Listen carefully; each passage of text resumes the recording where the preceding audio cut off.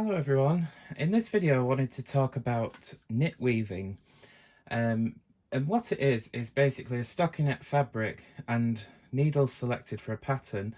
The weaving yarn is woven under and over the selected needles. So the weaving yarn never actually forms stitches, it's just caught by the stitches formed by the carriage. For weaving you tend to use a yarn that's suitable for knitting stocking stitch on the machine. This is a 4-ply acrylic, or fingering if you want to call it that. Not sure what the American numbering category would be for this, but it's about a sport fingering weight, as we call it, 4-ply. And that's the typical type of yarn that you would use on the flatbed on this machine. Now for your weaving yarn, you can use anything from a plain acrylic like this one is. This is Red Heart Super Saver. And you can use textured yarns as well, boucle, eyelash yarns, ribbon type yarns. But you don't want to go too heavy. You typically use a yarn that's heavier than would knit on the machine. So this being a worsted or Aran weight, this would be much too thick for this machine to knit on its own. But it's suitable for weaving, and you really don't want to go any thicker than this for a plain yarn. But you can experiment with some textured yarns and see what kind of effects you like. So this is a black Red Heart Super Saver acrylic yarn, and I have a silver 4-ply acrylic on the actual knitting yarn. So this yarn will be the weaving yarn, and this yarn will be the knitting yarn. I'm on my Brother 940 here. I'm going to program the pattern in, and it's a built-in pattern that I'm using, which is 431, and I'll leave it centered on the needle bed. It will knit from yellow 12 to green 12 and repeat out each side from there. It's a 24 stitch wide pattern. So that's that pattern ready to go. I've cast on with an E-wrap cast on, knit one row and hung the cast on comb, and now I'm going to select the needles to start the pattern. You can begin your weaving pattern any way you like. Anyway, your written directions may say. You may begin from some sort of a ribbing or a hem or something. But this is just a sample, so I've just done an E-wrap cast on, knit a row and hung the comb. I'm going to take the carriage outside the turn mark, which you can't see, and I'm going to set the carriage to KC1 to select the needles, and I'll knit one row across.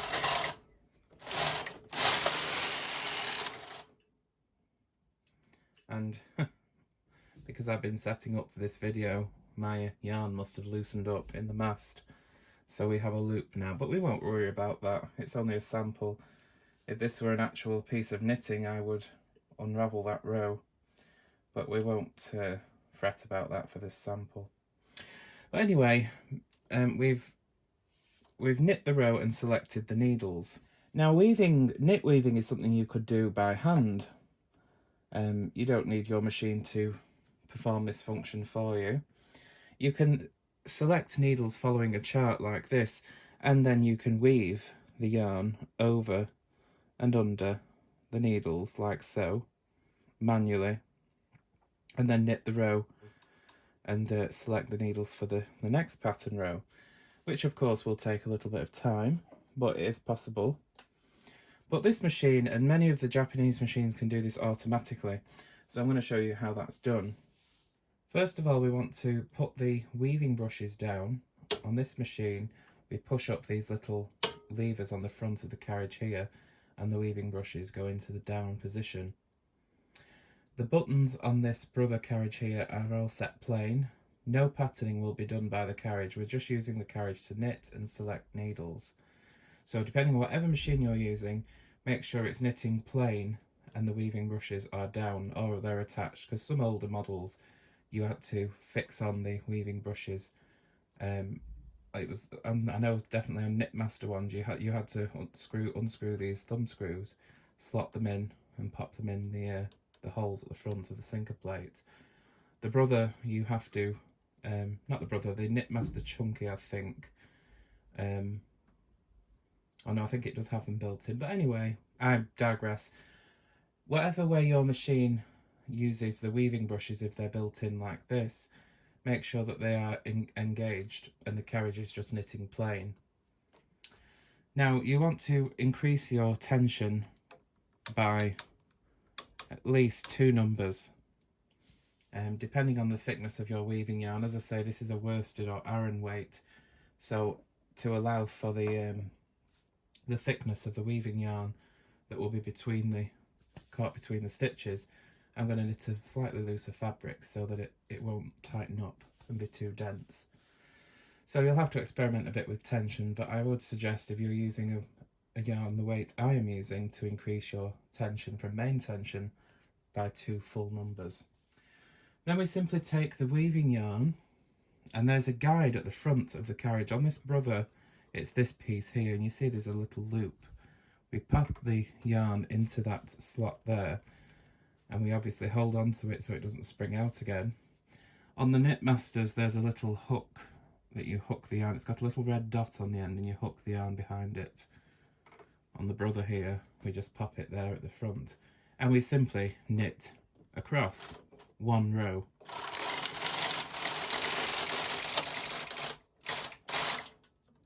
I've zoomed in a bit so you can see what's happened. You can see that the yarn knitted by the carriage is just knitting plain, and the weaving brushes have pushed this yarn over and under the selected needles, and they're just caught by the stitches on the sinker loops there, formed by the carriage stitches.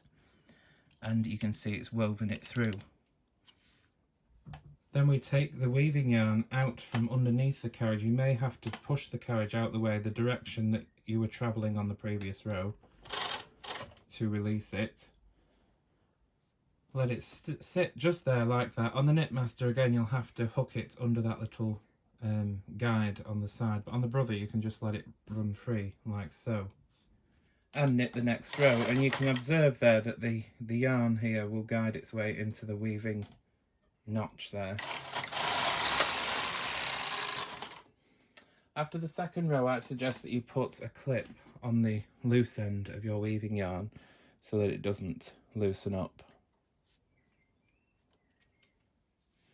And then we just repeat this procedure each row, taking the yarn from around the sinker plate and putting it at the start of the row here, and knitting across. Show you again. Remove the yarn, let it hang at this side. Once again, if you're using a Knitmaster, make sure you hook it underneath the little weaving guide, but on the brother that's not necessary.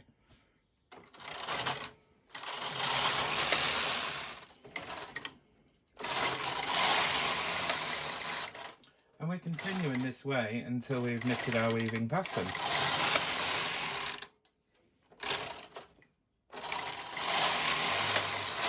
Don't go too fast, of course.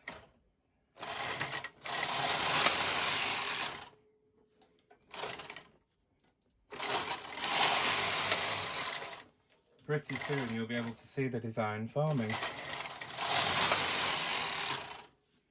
Maybe too soon yet, but hopefully you can see. Here is the weaving pattern. So I'll knit a few more rows, sped up a little bit, so you can see the pattern forming.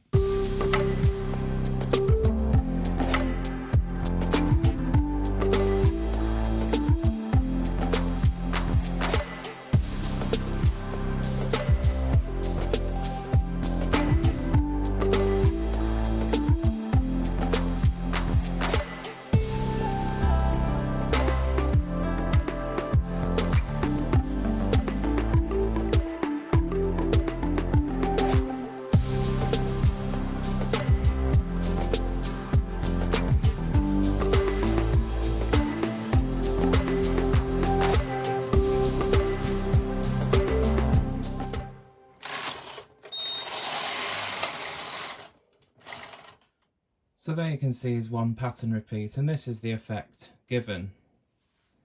Now to finish your weaving pattern and cast off, you can either take these off on waste yarn. You can see here they are just stocking stitches, as you can see. It's just a stockinette here, so it's not really necessary to knit a row before casting off or taking it off on waste yarn. but you may want to, just so that it's not too close to the edge of your design if you're joining a seam, for instance. But I mean, there's nothing to close up, if you like. They are just stocking stitch, as you can see, the stitches there. But I am going to cast off, so what I'm going to do is I'll turn the machine off and I will cut my weaving yarn.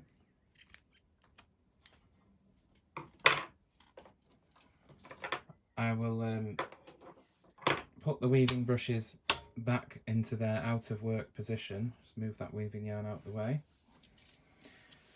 Cancel KC, and we're back to regular stockinette.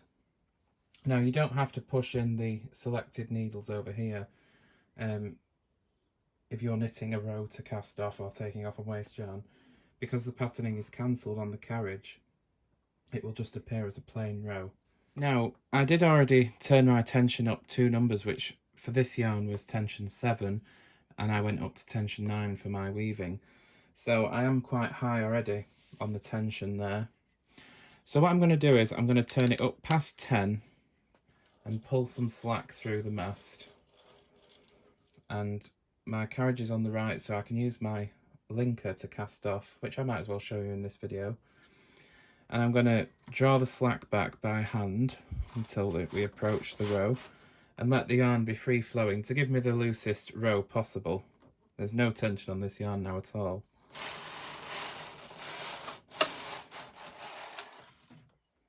I'm going to push my carriage across towards the extension rail so it's out the way, and I'll cut the yarn from the connected to the knitting.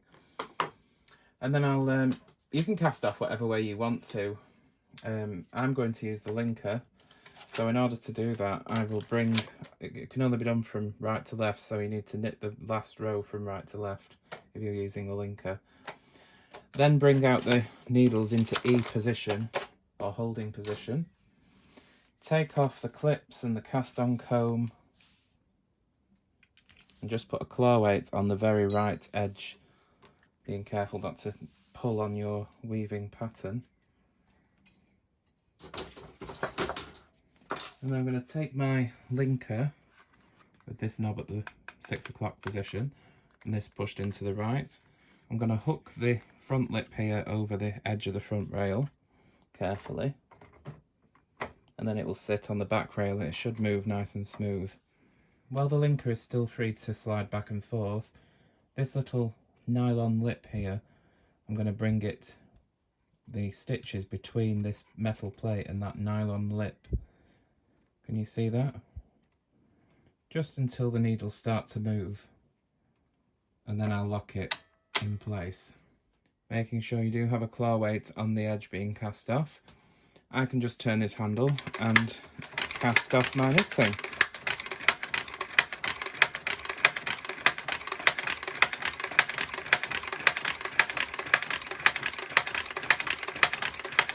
It also puts the needles into non-working position for you, which is handy.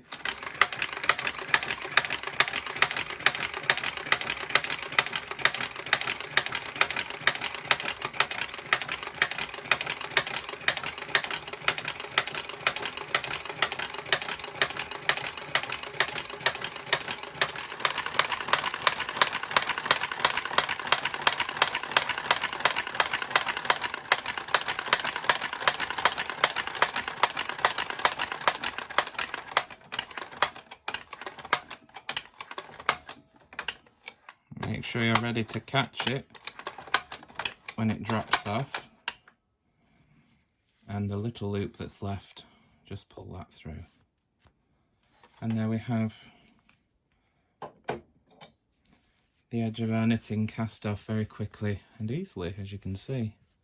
Fabulous little gadget. This wasn't part of the video, of course. This is nothing to do with knit weaving. I just wanted to show you this in the video because, you know, why not? I've not shown it, I don't think. Not that I can remember. But if you have used the linker, of course, when you finish with it, make sure you leave that in the 6 o'clock position. Press the little switch to release it from the needle bed. When you take it off the machine, give it a little vertical stretch as you would with anything you take off the machine to help set the stitches. And if you've used acrylic like this, if you want to steam it, you can do, but do it very lightly and have the steamer quite far away. Better off really wet blocking for acrylic, just to soften it up a little bit. But of course you can try this out with tweeds and mohair and eyelash yarns, anything, wools, you know, just have fun with it. This is the effect we get, and as you can see the very characteristic woven effect. We've got the loops and the little crisscross that you tend to get with alternate needles, and where there's groups of needles you get the little loops. And of course on the wrong side it's just a textured stockinette, and of course if you wanted to, you could use this as the right side as well. But typically this is the public side that you would normally use. Now, one thing you may find useful, but it's something to be aware of, that because usually you're using a thicker yarn for your weaving yarn, and you'll have to loosen your tension a little bit for the knitting yarn, the fabric comes out considerably wider than it would in just plain stocking stitch. So I think tuck stitch patterns, how it elongates the width of it. I'm not sure if it shortens it much. I don't know about that one. Doesn't look like it would be any shorter than stocking stitch. Looks pretty normal. But you see from the stockinette side how it widens the stitches slightly. That's why it comes out wider than it would if it was just plain stockinette. But there you go, I think it's really effective, and if you've never tried it, you want to give it a go because it's very easy to do. And of course you can knit this in multiple colours and different yarns and different fibres, different textures. The world is your oyster. Now, if you have one of Brother's electronic machines, they tend to come with they do come with a Stitch World book. The 940 comes with the regular Stitch World book #1. And if you look through the book, if you turn to page 102 of Stitch World, if you're using this machine, you can see there are various patterns, weaving patterns, to give you some inspiration and different styles that you can try. And it gives you a bit of ideas of what types of yarn you could use. This was the one that we've just done here, 431.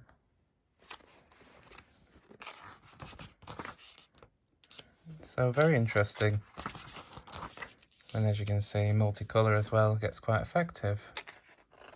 It's useful for things like jackets and little throw rugs or anything like that.